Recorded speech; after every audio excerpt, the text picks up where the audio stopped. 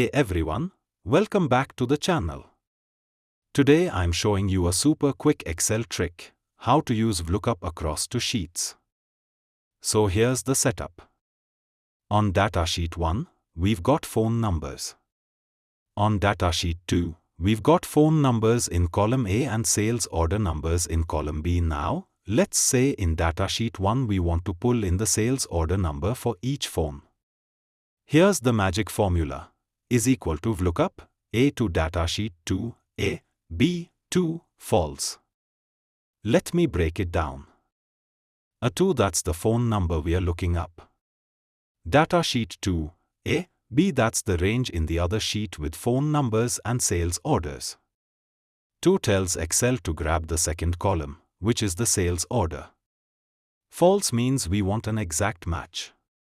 Hit enter. And boom, the sales order number pops right into datasheet 1.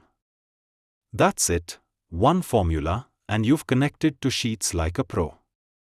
If this helped, don't forget to like the video and subscribe for more quick Excel tips.